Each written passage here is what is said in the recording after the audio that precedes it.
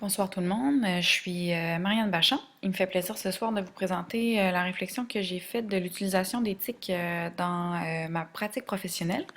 Vous allez voir par la présentation de ma carte conceptuelle que j'ai poussé ma réflexion de l'utilisation d'éthique pas seulement dans ma pratique enseignante, mais aussi dans ma pratique étudiante et dans ma pratique comme chercheur, parce que pour moi, c'est trois choses qui sont interreliées.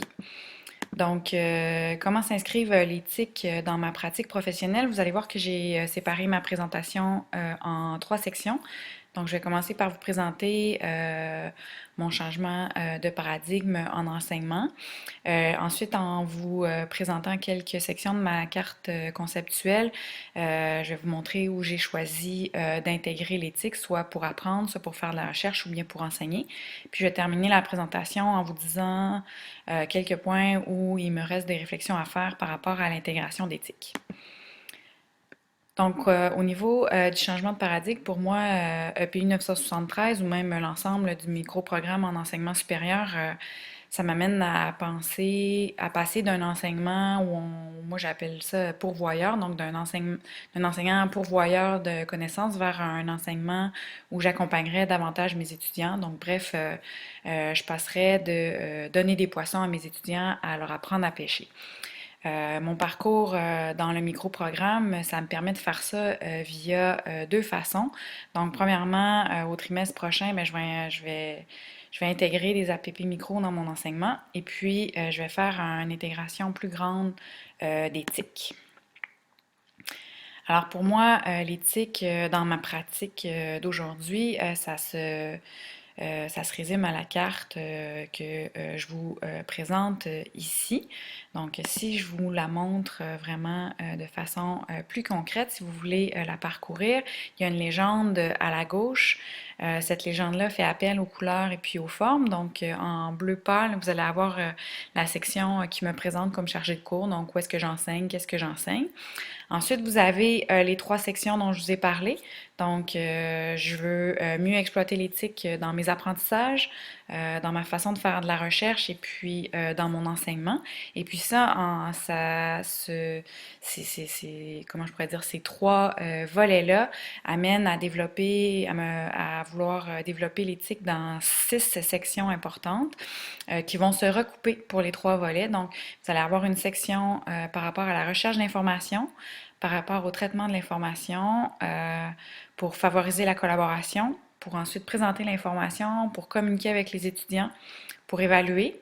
Et puis ensuite, vous allez voir qu'en jaune, vous allez avoir pour chacune de ces sections-là les outils technologiques que j'utilise ou que je souhaite utiliser dans le futur pour parfaire tout ça. Dans les icônes blancs, vous avez des exemples d'outils technologiques que j'utilise. Et puis finalement, quand vous avez un cercle dans ma carte conceptuelle, c'est que c'est quelque chose qu'il me reste encore à réfléchir ou bien à travailler. Donc, si on revient à ma présentation pour vous montrer des sections plus précises de ma carte conceptuelle. Donc, si vous vous rappelez bien, il y a 6 aspects où je veux intégrer davantage l'éthique, donc soit par la recherche d'informations et puis le traitement de l'information. Pour moi, ça va avoir plus d'impact, je crois, dans ma pratique comme chercheur.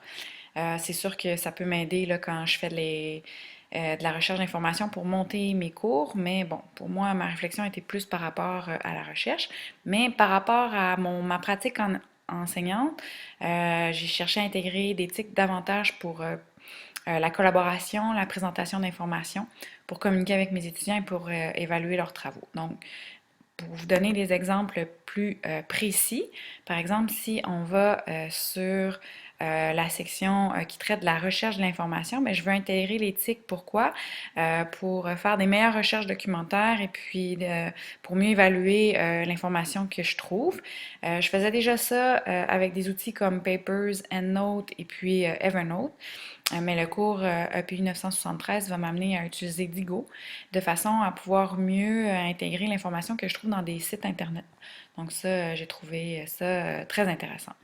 Ensuite, si on veut un second exemple, mais là plus porté sur sur ma pratique enseignante, on peut par exemple aller de façon plus précise sur la section communiquer avec les étudiants. Donc, j'ai voulu mieux exploiter l'éthique. Pourquoi? Pour développer un portail où mes étudiants peuvent voir mes présentations ou encore communiquer avec moi. Et puis, j'ai voulu aussi instaurer des forums dans ce portail-là, de façon à poser des questions à mes étudiants sur les cours et les lectures qu'ils ont à faire, mais aussi pour qu'ils puissent échanger au cours des différentes APP micros que j'ai mis en place. Je peux faire ça à l'aide de quels outils? Avec Blogger, avec Moodle et puis avec éventuellement aussi des réseaux sociaux. Donc, entre autres, j'ai commencé à développer davantage ma page ResearchGate et j'ai envie d'inviter mes étudiants à développer la leur.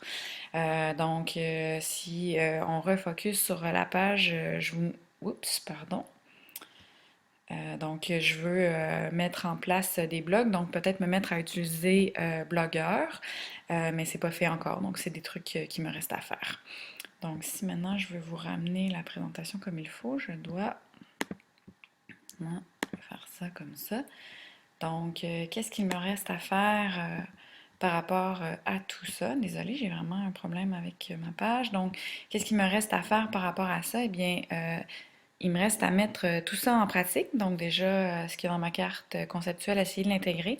Et puis, il me reste encore des réflexions à faire par rapport à la planification de cours et l'utilisation d'éthique. Florian nous a montré la REA, il nous a parlé d'ingénierie pédagogique. Ça a été quelque chose pour moi de quand même difficile. J'ai tendance à monter mes cours vraiment en prenant des notes, en faisant des schémas à la main. Donc, même si je l'ai fait dans le cadre de PI 973, je vais avoir à faire des démarches pour l'inclure davantage dans mes prochains cours. Et puis, je suis intéressée à m'impliquer dans une communauté de pratique. Présentement, j'en cherche une plus davantage en écologie, mais je ne suis pas fermée à éventuellement un jour m'impliquer dans une en enseignement supérieur. Donc voilà, c'était ma réflexion autour d'éthique dans ma pratique. Je vous invite à consulter ma carte conceptuelle et puis à poser les questions que vous avez par rapport à celle-là. Donc, je vous remercie beaucoup de votre attention. Bonne fin de soirée.